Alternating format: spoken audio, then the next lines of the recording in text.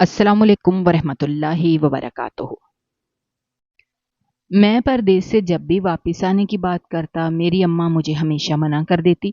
میری شادی کو 7 سال ہونے والے تھے، میری ایک بیٹی بھی تھی اور پچھلے 6 سال سے میں مستقل پردیس میں تھا، یہاں تک کہ میں نے اپنی بیٹی کی شکل بھی آج تک نہیں دیکھی تھی۔ پھر 2 سال اور گزر گئے اور ایک دن میں بنا بتائے ہی وطن پہنچ گیا، لیکن جیسے ہی میں نے گھر میں قدم رکھا اور اپنی بیٹی کو گود میں اٹھایا تو میرا کلیجہ پھٹ گیا، کیونکہ میری بیٹی چیختے ہوئے جس ریسٹورنٹ میں بیٹھا کھانا کھا رہا تھا، سامنے میز پر میاں بیوی اپنی 6 سالہ بچی کے ساتھ بیٹھے تھے۔ اس عورت کے چہرے پر خوشی، رونق دیکھ کر میرا دل یکبارگی سے دھڑکا تھا۔ بچی بار بار اپنے باپ کو پاپا پاپا کہہ رہی تھی۔ وہ کبھی کسی چیز کی فرمائش کر رہی تھی تو کبھی کسی چیز کی۔ بچی تھی یا کھلتا ہوا گلاب، میری آنکھیں خود بخود نم ہو چکی تھیں۔ 6 سال کا عرصہ گزر گیا تھا، 6 سال، اور میں نے ابھی تک اپنی بیٹی کو نہیں دیکھا تھا۔ پردیس میں مجھے آئے ہوئے یہ 6 سال تھا۔ ایک گہری ٹھنڈی سانس میں نے بھری، کھانے سے میرا دل اچاٹ ہو چکا تھا۔ حالانکہ صبح سے اب تک ٹیکسی چلا چلا کر تھک چکا تھا، دوپہر کو بھی ٹھیک سے کھانا نہیں کھایا تھا۔ ایک سواری کو میں نے اسی ریسٹورنٹ میں اتارا تھا، مناسب سا ریسٹورنٹ تھا، سوچا کھانا یہیں سے کھا لیتا ہوں، لیکن سامنے میز پر بیٹھے میاں بیوی اور ان کی پیاری سی بیٹی کو دیکھ کر مجھے زنیرہ یاد آئی تھی، میری بیٹی۔ پھر ریحانہ کا چہرہ بھی میری آنکھوں کے سامنے چھانے لگا۔ ابھی شادی کو 1 سال بھی نہیں گزرا تھا جب مجھے پردیس آنا پڑا۔ میرے ساتھ لگ کر وہ کتنا روئی تھی۔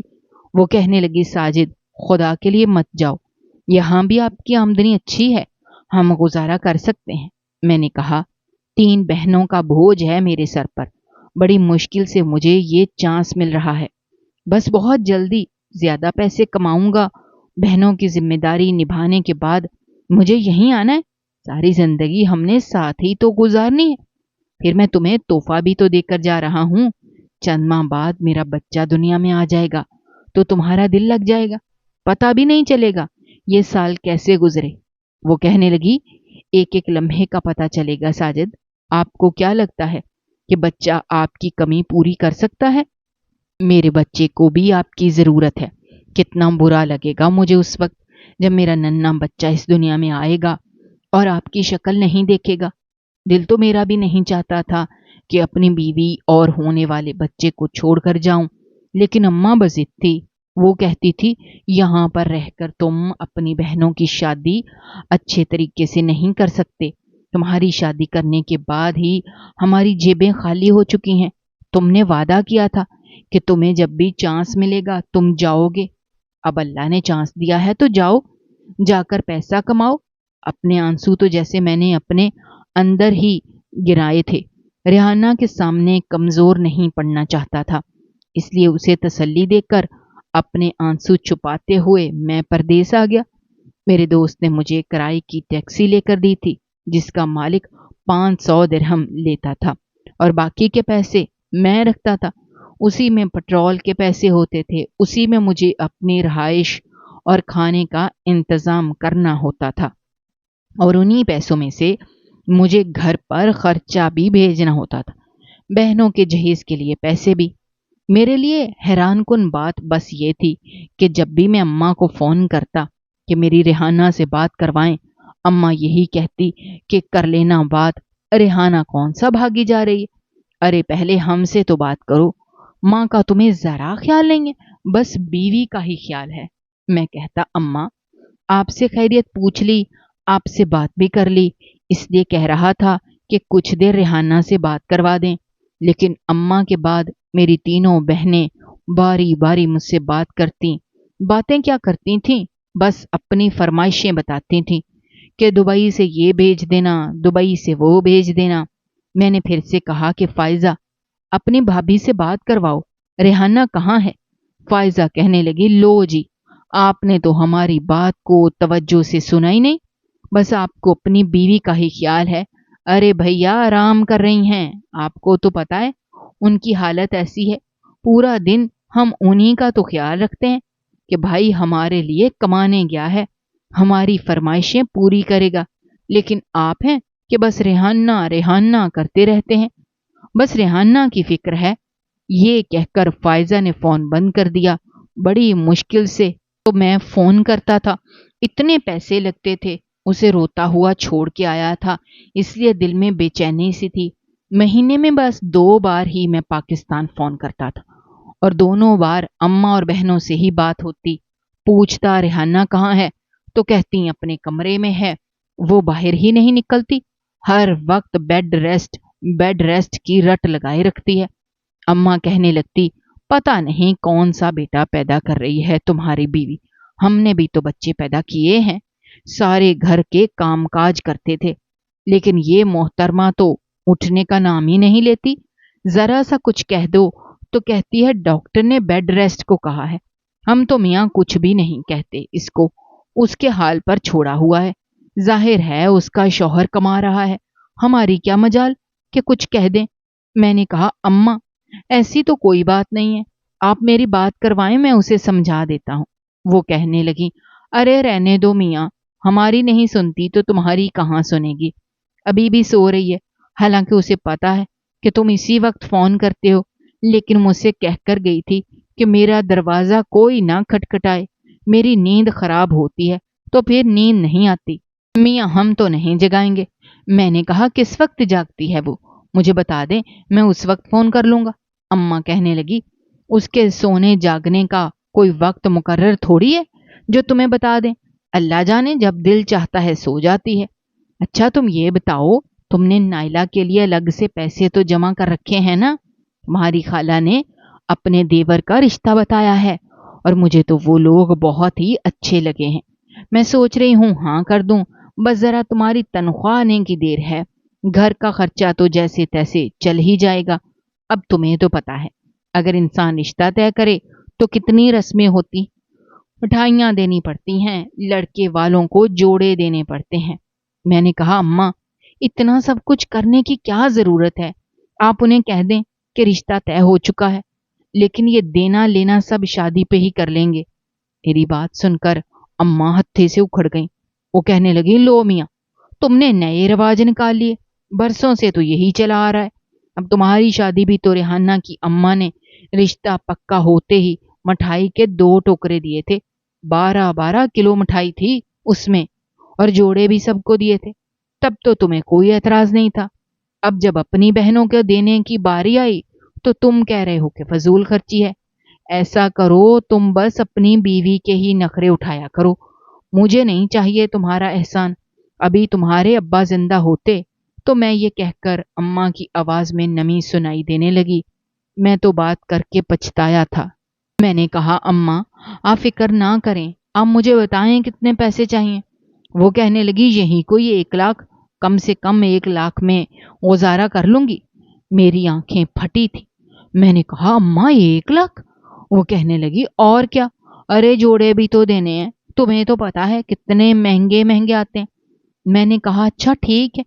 میں نے فون بند کر دیا، میں 10 گھنٹے ٹیکسی چلاتا تھا اور 10 گھنٹے آرام کرتا تھا، پھر اپنے کپڑے خود دھونے پڑتے تھے، اپنے کام بھی خود کرنے پڑتے تھے، لیکن اب میں نے 14 گھنٹے ٹیکسی چلائی کیونکہ 1 لاکھ ایکسٹرا بھیجنا تھا، کبھی کبھی تو 15 سے 16 گھنٹے مجھے ٹیکسی چلانی پڑتی تھی، میں جمائیاں لے رہا ہوتا تھا، میری آنکھیں نیند سے چور ہو رہی ہوتی تھیں، لیکن زبردستی اپنی آنکھیں کھولی رکھتا تھا کہ خدا نہ خواستہ اگر ایکسیڈنٹ ہو گیا تو لینے کے دینے پڑ جائیں گے۔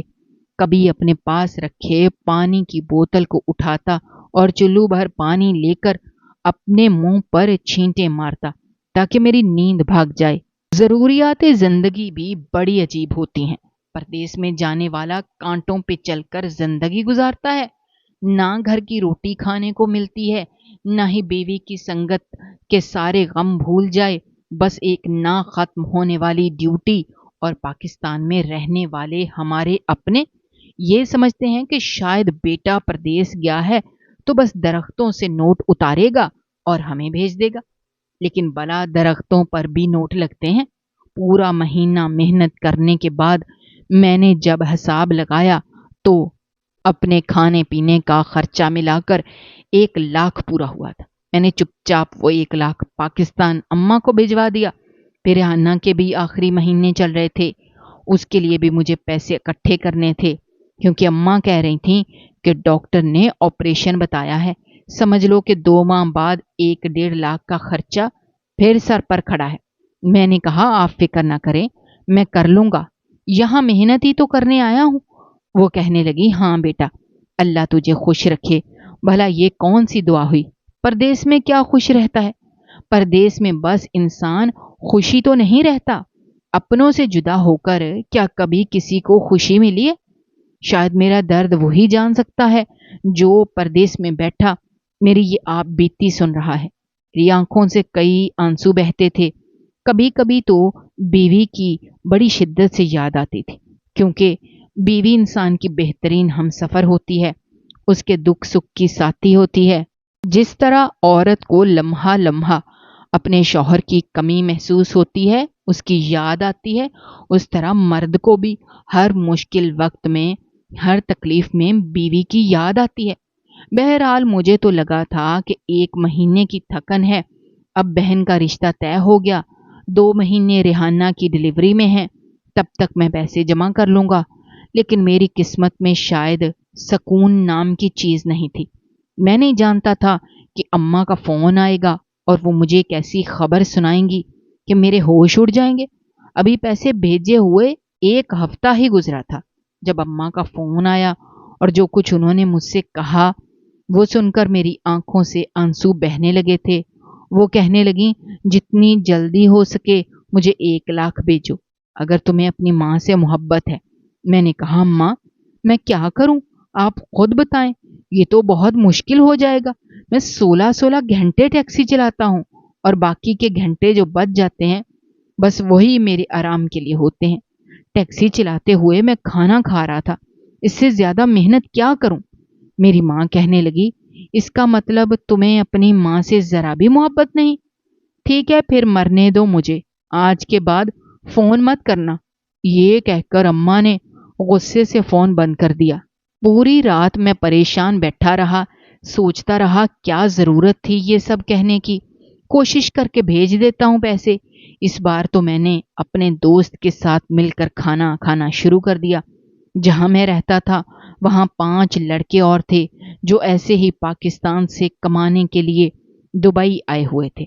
हम लोग जब खाना बनाते तो सब लोग पैसे मिला लेते थे। मैंने इस बार अपने दोस्त की मिन्नत की थी कि मेरे घर में जरा मजबूरी है, मैं इस महीने पैसे नहीं दे पाऊंगा। लेकिन वो बारों बहुत अच्छे थे, कहने लगे, कोई बात नहीं, अगली बार तुम ज्यादा दे देना। लेकिन अम्मा के फोन ने तो मेरी रात की नींदें उड़ा कर रख दी थी। डॉक्टर ने उन्हें कहा था कि ब्लड प्रेशर बहुत हाई रहने लगा है, इसलिए दिल का मुआयना करवा लें। दिल के सारे टेस्ट करवाने पड़ेंगे एक प्राइवेट हॉस्पिटल में, जिस पर अच्छे खासे पैसे लगने थे। मैंने अम्मा से कहा कि वो गवर्नमेंट हॉस्पिटल में चली जाएं, तो कहने लगी, अच्छा मैं गवर्नमेंट हॉस्पिटल में चली जाऊं? बेटा परदेश में जाकर नोट कमा रहा है और माँ गवर्नमेंट हॉस्पिटल के धक्के खाती फिरे। वाह बेटा वाह, ये क्यों नहीं कहते कि जो कुछ कमा रहे हो वो अपनी बीवी और बच्चे के लिए कमा रहे हो? रेहाना को क्यों नहीं भेजते थे गवर्नमेंट हॉस्पिटल में? मैंने कहा, ठीक है पैसे भेज दूंगा। अम्मा से बहस मैं नहीं कर सकता था। शायद आपको यकीन ना आए, लेकिन मैंने सचमुच 18-18 घंटे टैक्सी चलानी शुरू कर दी। दूसरा महीना हो चुका था और मैं अपने खाने पीने के पैसे नहीं दे रहा था। अब तो मेरे दोस्तों का मुंह बनने लगा था, लेकिन मैं अपनी मजबूरी का रोना उनके सामने रख देता। एक बार तो मेरा दोस्त यासिर कहने लगा, हम सब भी अपने घर से मजबूरी की हालत में ही निकले हैं, लेकिन फिर भी सब कुछ कर रहे हैं। तुम कौन सा अनोखा काम कर रहे हो कि तुम्हारे खर्चे ही पूरे नहीं होते? मैंने कहा, बस इस महीने आप लोग मेरे साथ मेहरबानी कर लो, अगले महीने कुछ नहीं कहूंगा, पैसे दे दूंगा। सब लोग चुप हो गए। मैं तो 24 घंटों में सिर्फ 4 घंटे सोता था, कभी 5 घंटे। अक्सर ऐसा होता कि टैक्सी चलाते हुए ही अपना टिफिन निकाल कर खाना भी खाने लगता। पानी की बोतल भी वहीं रखी होती थी। 6 महीने में मेरी रंगत पीली पड़ने लगी थी। میری صحت پہلے سے گرنے لگی تھی۔ اماں کو میں نے پیسے کا انتظام کر کے دے دیا اور اگلے مہینے اس لیے زیادہ ڈیوٹی دی تاکہ اپنے کھانے پینے کا خرچہ دے سکوں۔ پورے پیسے میں نے اپنے دوستوں کو دیے، تب جا کر ان کے منہ ٹھیک ہوئے تھے۔ پھر 5 مہینے بعد میری والدہ نے کہا کہ اللہ نے تمہیں بیٹی دی ہے، تمہارے سر پر تو اب بیٹی کا بوجھ بھی بڑھ گیا۔ پہلے 3 بہنیں کیا کم تھیں؟ کیا تھا ریحانہ اگر بیٹا پیدا کر لیتی؟ میں نے کہا اماں، اللہ کا شکر ہے، اس نے مجھے اپنی رحمت سے نوازا ہے۔ جہاں 3 بہنوں کی کر رہا ہوں تو کیا اپنی بیٹی کے لیے کچھ نہیں کروں گا؟ میری ماں کہنے لگی، ہاں ہاں، اس کے لیے تو تم بہت کچھ کرو گے۔ بیٹی کی شکل دیکھی نہیں اور کیسے دل میں بیٹی کے لیے جذبات ابھر رہے ہیں۔ میں نے کہا اب تو ریحانہ سے بات کروا دیں۔ پورے 5 مہینے میں ایک بار بھی اس سے بات نہیں ہوئی۔ وہ کہنے لگی، ہاں اچھا کرواتی ہوں بات، لیکن ابھی اسے ٹھیک سے ہوش نہیں آئی، آپریشن ہوا ہے نا اس لیے۔ اماں نے نیا موبائل بھی خرید لیا تھا۔ میں نے اماں سے کہا جب آپ رات کو آرام کرنے کے لیے لیٹتی ہیں تو فون ریحانہ کے کمرے میں دے دیا کریں، چلو میں اس سے رات کو ہی بات کر لیا کروں گا۔ تو کہتے کیوں؟ میں کیوں اپنا فون دینے لگی؟ ارے بھائی اتنا ہی شوق ہے بیوی سے روزانہ بات کرنے کا تو اسے بھی خرید کے لے دو، ابھی تو نائلہ کی شادی کی تیاری کرنی ہے۔ بہرحال میری والدہ نے ریحانہ کو موبائل دے دیا تھا۔ اس نے کان پہ لگایا اور کہنے لگی، کیسے ہیں آپ؟ میں نے کہا بہت بہت مبارک ہو۔ وہ کہنے لگی، آپ کو بھی۔ بڑا اداس سا لہجہ تھا اس کا۔ میں نے کہا دیکھنے میں کیسی لگتی ہے؟ وہ کہنے لگی آپ کے جیسی ہے۔ میں نے کہا مجھے ویڈیو کال کرنی ہے، تمہیں دیکھنا چاہتا ہوں۔ لیکن پتہ نہیں کیوں اس نے فون واپس میری ماں کو پکڑا دیا۔ اماں کہنے لگی، یہاں سروس ٹھیک سے نہیں آ رہی، تمہیں بچے کی تصویر کھینچ کر بھیج دوں گی۔ یہ کہہ کر اماں نے فون بند کر دیا۔ میری آنکھوں سے آنسو بہنے لگے تھے۔ دل تڑپ رہا تھا کہ بھاگ کر اڑ کر پاکستان چلا جاؤں، اپنی بچی کو دیکھوں، اسے سینے سے لگاؤں، اس کے کان میں آذان دوں، لیکن بے بس اور مجبور تھا۔ پتہ نہیں کیوں لیکن میں پھوٹ پھوٹ کے رویا تھا۔ کبھی کبھی پردیس میں ہم مرد ایسے ہی روتے ہیں جب بے بسی عروج پر پہنچ جاتی ہے۔ بہرحال میرے پاس بیٹھے میرے دوست کہنے لگے، تمہیں کیا ہوا؟ سب خیریت تو ہے؟ تمہاری اماں کی طبیعت تو ٹھیک ہے؟ میں نے کہا ہاں سب ٹھیک ہے، اللہ نے مجھے بیٹی دی ہے اور دل چاہ رہا ہے کہ اڑ کے چلا جاؤں۔ پھر وہ سب کہنے لگے مبارک ہو۔ کچھ دیر بعد اماں نے واٹس ایپ پر مجھے میری بیٹی کی تصویر دکھائیں، جسے دیکھ کر میری آنکھوں سے آنسو بہنے لگے۔ میرے دوست کہنے لگے، ماشاءاللہ سے تمہاری بیٹی تو بہت خوبصورت ہے، ہو تمہارے جیسی ہے۔ اور میں موبائل سے ہی اپنی بچی کو چوم رہا تھا، پیار کر رہا تھا، اس کے لمس کو محسوس کرنے کی کوشش کر رہا تھا، لیکن موبائل ایسا لمس تو نہیں دے سکتا۔ بہرحال وقت کچھ اور آگے بڑھنے لگا۔ نائلہ کی شادی پر جب میں نے اماں سے کہا کہ میں چند روز کے لیے پاکستان آنا چاہتا ہوں تو اماں کہنے لگی، لو کیوں آنا چاہتے ہو؟ میں نے کہا اماں 2 روز کی بات ہے، بہن کی شادی پہ نہیں آؤں گا کیا؟ وہ کہنے لگی، نہیں کوئی ضرورت نہیں ہے، تمہیں پتہ ہے تمہاری پھپھو نے بھی آئزہ کا رشتہ مانگ لیا ہے، اگر تم یہاں آ گئے تو تمہارے کام کا اتنا حرج ہوگا۔ تم بتاؤ میں دوسری بیٹی کی رخصتی کی تیاری کروں یا پھر تمہارے آنے جانے کو دیکھوں؟ اب خود بتاؤ، تم کراچی آؤ گے، ٹکٹ کے پیسے لگیں گے، پھر یہاں پر بیٹھ کر خرچہ بھی کرو گے، واپس جاؤ گے تب ٹکٹ کے پیسے لگیں گے۔ ارے یہ 40 50 60 ہزار تو مجھے بھیج دے، میں آئزہ کی تیاریاں شروع کر دوں۔ اپنی پھپھو کا تو تمہیں پتا ہے نا کتنا اونچا ناک ہے، اسے تو چھوٹی موٹی معمولی چیز پسند ہی نہیں آتی، اس کا جہیز تو مجھے بڑا سوچ سمجھ کر دینا پڑے گا۔ اور پھر تمہیں پتا ہے تمہاری پھپھو کھاتے پیتے گھرانے میں گئی ہیں، اور اب تمہاری بہن بھی جائے گی تو ظاہر سی بات ہے ناک تو رکھنی پڑتی ہے۔ میں نے کہا اماں کیا آپ کا دل نہیں چاہتا کہ آپ مجھے دیکھیں، مجھ سے ملیں؟ پتہ نہیں کیوں میرے دل میں ایک عجیب سی بات آ رہی تھی۔ مائیں تو بیٹوں کے لیے ایک عجیب سی تڑپ رکھتی ہیں۔ وہ کہنے لگی، بیٹا کیا بتاؤں کتنا دل روتا ہے میرا، اتنا تڑپتا ہے میرا دل تمہیں دیکھنے کو، لیکن تم مجبوریاں بھی تو دیکھو۔ पता नहीं ये तीनों कब अपने घर की होंगी। तुम वापस आओगे और मैं तुम्हें सीने से लगाऊंगी। पता नहीं क्यों मुझे यूं लग रहा था जैसे ये लफ्ज दिल की गहराइयों से नहीं निकल रहे, सिर्फ जुबान से अदा हो रहे हैं। वो कहने लगी, अच्छा छोड़ो ये सब बातें, मुझे ये बताओ, अगर तुम्हारे पास फालतू पैसे हैं जो तुम आने जाने की बात कर रहे हो, तो वो मुझे कब भेज रहे हो? मैं चाहती हूँ नाइला की शादी पर ही छोटी मोटी आयजा की मंगनी की रस्म भी अदा कर दूं, ताकि तुम्हारी बुप्पो का मुंह बंद हो जाएगा। उसे ये ना लगे कि हमने कोई कमी छोड़ी है। देखो मेहमान तो आने ही हैं। मैं सोच रही हूँ बारात पर ही आयजा की मंगनी की रस्म अदा कर दूं। बस तुम्हारी पुप्पो को जोड़ा देना पड़ेगा और इमरान को। और तुम्हें तो पता है तुम्हारी पुप्पो ब्रांड के जोड़े से नीचे बात नहीं करती। तुम क्या कहते हो? मैं क्या कहता, क्या जवाब देता? मैंने कहा, अच्छा अम्मा, जैसा आपको मुनासिब लगे। मेरी इस बात पर मेरी माँ की चहकती हुई आवाज मेरे कानों से टकराई थी। वो कहने लगी, ये तो बहुत अच्छा कहा तुमने, मेरा दिल खुश कर दिया। अल्लाह तुम्हें और तरक्की दे। ये कहकर फोन बंद हो गया। मैंने एक गहरी सांस ली थी। जब मेरी माँ को ही मुझसे मिलने की तलब नहीं थी तो मैं क्या करता वहां जाकर? मेरी माँ को बस पैसा चाहिए था ताकि बरादरी और खानदान में अपनी नाक ऊंची रख सकें, ये कह सकें कि बेटा परदेश में जाके कमाता है। बहरहाल पहली बार रेहाना का फोन आया था, नायला की शादी से 3 दिन पहले। वो कहने लगी, साजिद आप शादी पर भी नहीं आएंगे क्या? मैंने कहा, नहीं, कुछ मजबूरियां हैं। मेरी बात अभी मुंह में ही थी कि उसने फोन बंद कर दिया। मैंने दोबारा से फोन किया लेकिन उसने फोन नहीं उठाया।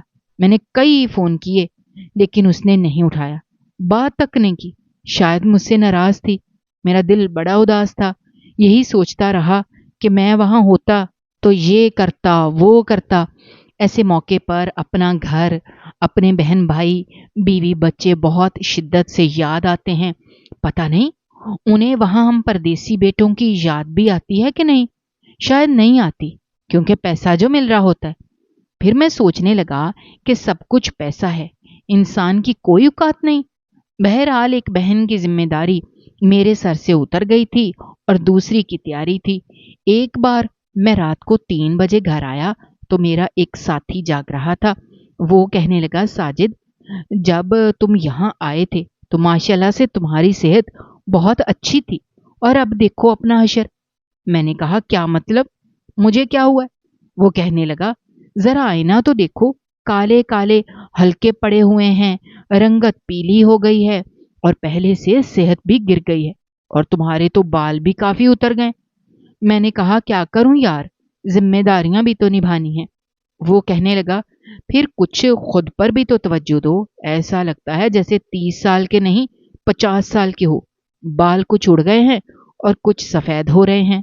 मैंने कहा, यहाँ फुर्सत किसे है ये देखने की और ये सोचने की?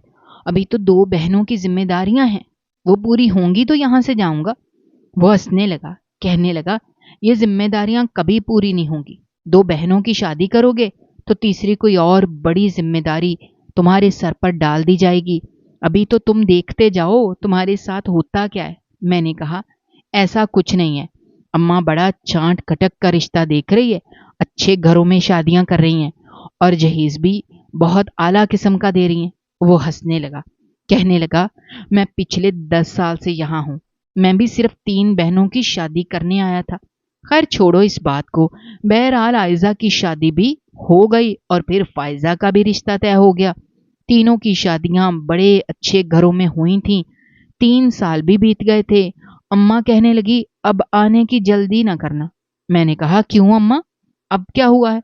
वो कहने लगी, लो यहाँ आकर फिर वही अपनी फटीचर टैक्सी चलाओगे, वो तो वैसे भी मैं बेच चुकी हूँ। मैंने कहा, आपने क्यों बेच दी? वो तो अब्बा की आखिरी निशानी थी, अब्बा भी तो वही चलाते थे। वो कहने लगी, तू क्या कमा लिया, तुम्हारे बाप ने भी। मेरी बात सुन साजिद, पैसे अच्छे खासे जमा करके लेकर आना ताकि यहाँ आकर तुम नई गाड़ी खरीद लो या फिर कोई काम कारोबार कर लो। खाली हाथ उठकर मत आ जाना बीवी की मोहब्बत में। मैंने कहा, अच्छा। अब यह चौथी जिम्मेदारी थी गाड़ी खरीदने की। मतलब मुझे 10 से 12 लाख कमाने थे اور اس کو کمانے کے لیے مجھے کم سے کم 1 سال اور لگ جاتا، کیونکہ گھر خرچہ بھی بھیجنا تھا۔ بہرحال چوتھا سال بھی گزر گیا۔ میں واپس پاکستان جانے کے بارے میں سوچ رہا تھا جب اماں کہنے لگی، ہائے ہائے، میری بچی کی قسمت کتنی خراب نکلی۔ میں نے کہا، اماں کیا ہوا؟ کہنے لگی، تمہاری پھپھو نے تو آئزہ کا جینا دو بر کر دیا، اس کی بیٹی کیا ہو گئی، طوفان سا کھڑا کر دیا۔ میں نے کہا، اب کیا ہو گیا؟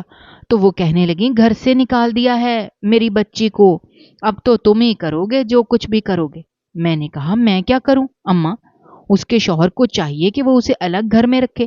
وہ کہنے لگی، وہ تو اپنی ماں کا چمچہ ہے، ایک بار بھی میری بچی کو پوچھنے نہیں آیا۔ میں سوچ رہی ہوں کہ اپنے گھر کے اوپر والا حصہ آئزہ کو دے دوں۔ میں نے کہا، کیا مطلب آپ کا؟ میں سمجھا نہیں۔ وہ کہنے لگی، اوپر 2 کمرے بنے ہوئے ہیں، بس تم 2 لاکھ بھیج دو تو باورچی خانہ اور واش روم بنوا دوں، میری بچی سکون سے تو رہ لے گی۔ میں نے کہا، تب پھپھو کو اعتراض نہیں ہوگا؟ وہ کہنے لگی، نہیں، میں سمجھا لوں گی، کہہ دوں گی آئزہ کے میاں سے کہ بھائی میری بچی یہیں رہے گی، خود ہی آئے گا۔ میں نے کہا، لیکن میرے پاس تو اتنے پیسے نہیں ہیں۔ وہ کہنے لگی، کتنا جھوٹ بولو گے ساجد، مجھے پتا ہے تم نے اپنی ٹیکسی کے لیے پیسے جمع کر رکھے ہیں، اس میں سے 2 لاکھ بہن کو دے دو گے تو کمی تو نہیں آئے گی۔ ارے بہن خوش رہے گی، سکون سے رہے گی تو تمہارا کام اور بھی ترقی کرے گا۔ میں کچھ نہیں جانتی۔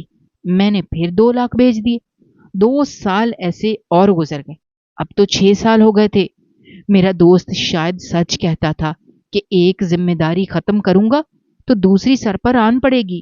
اماں کی فرمائشیں تو ختم ہی نہیں ہوتی تھیں، کبھی کچھ تو کبھی کچھ، اور ریحانہ کی مجھ سے بات تک نہیں ہوتی تھی۔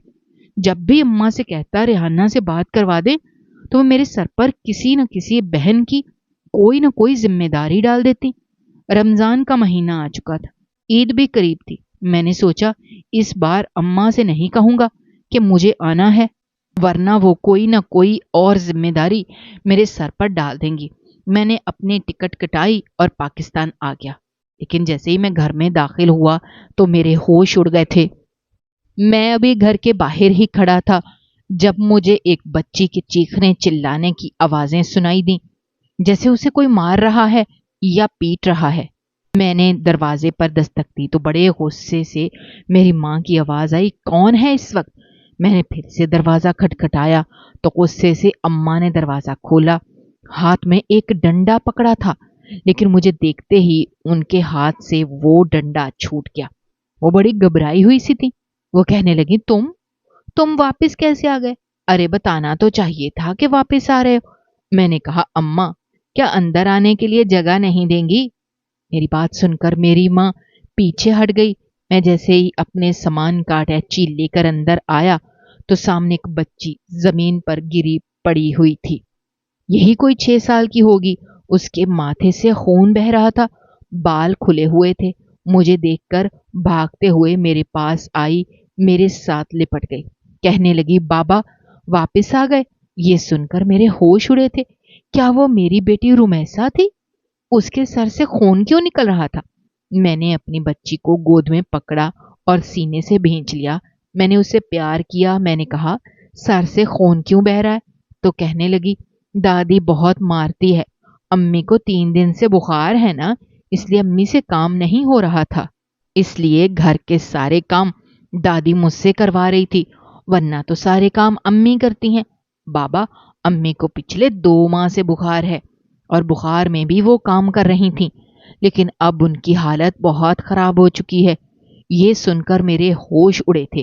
جب میں کمرے میں آیا تو ریحانہ کو دیکھ کر میرا دل دہل کر رہ گیا۔ وہ سوکھ کر کانٹا ہو چکی تھی، سفید رنگت پیلی پڑ چکی تھی، آنکھوں کے گرد گہرے حلقے تھے۔ میں اس کے پاس آ گیا، اپنے دونوں ہاتھوں سے اس کا ہاتھ پکڑ لیا۔ میں نے کہا، ریحانہ تمہیں کیا ہوا ہے؟ اس نے ذرا سی آنکھیں کھولی، کہنے لگی، کچھ نہیں، بس تھک گئی ہوں بہت زیادہ۔ پھر کہنے لگی، آپ کیوں آ گئے؟ ابھی تو آپ کی ماں کی بہت ساری خواہشات رہتی تھیں جو آپ کے پردیس میں رہنے سے ہی پوری ہونی تھی۔ ریحانہ کی بات پر میں شرمندہ سا ہو کے رہ گیا۔ اس کی حالت دیکھ کر میں سمجھ گیا تھا کہ میری ماں نے اس کے ساتھ کتنی زیادتیاں کی ہیں۔ انہیں تو میری 6 سال کی بچی پر بھی رحم نہیں آیا۔ میں جتنے پیسے کما کر لایا تھا، میں نے ایک کرائے کا گھر لیا اور ایک ٹیکسی خرید لی۔ پھر ریحانہ اور رمیسا کو لے کر میں کرائے کے گھر میں چلا گیا۔ میری ماں آج سچ مچ کے آنسوؤں سے رو رہی تھی۔ وہ کہنے لگی، مجھے اکیلا چھوڑ کے مت جاؤ۔ میں نے کہا، آپ اکیلی کہاں ہو؟ آپ کو تو صرف اپنی بیٹیوں سے پیار تھا۔ آپ نے ریحانہ کے ساتھ بہت زیادتیاں کی ہیں۔ وہ بھی کسی ماں کی بیٹی ہے۔ اب مجھے اس کا ازالہ بھی کرنا ہے۔ آپ کو پیسہ چاہیے، وہ میں آپ کو دے دیا کروں گا، کیونکہ آپ کو بیٹے کی نہیں پیسوں کی ضرورت ہے۔ میں اپنی بیوی اور بیٹی کو لے کر الگ ہو چکا تھا۔ میری بہنیں اب بھی میری ماں کے سر پر آ کر بیٹھی رہتی ہیں، ان کی جان کو عذاب بناتی ہیں، یہ بھی پورا کریں وہ بھی پورا کریں۔ لیکن اب میں پورا نہیں کرتا، صرف اتنے ہی پیسے دیتا ہوں جتنے میں میری ماں اپنا آسانی سے خرچہ پورا کر سکتی ہیں۔ اب انہیں ریحانہ کی قدر ہو رہی ہے، لیکن وقت شاید آگے بڑھ گیا ہے۔ کاش کہ وہ وقت کو اپنے ہاتھ سے جانے نہ دیتی۔ البتہ میں بیٹے ہونے کا فرض نبھا رہا ہوں۔ آپ میں سے کون کون پردیس میں جا چکا ہے اور اس کے حالات کیسے رہے، مجھے کمنٹ میں ضرور بتائیے۔ اور ناظرین، اگر آپ ہمارے چینل پر نئے ہیں تو چینل کو سبسکرائب کرنا بھی مت بھولیے گا۔ شکریہ۔ اللہ حافظ۔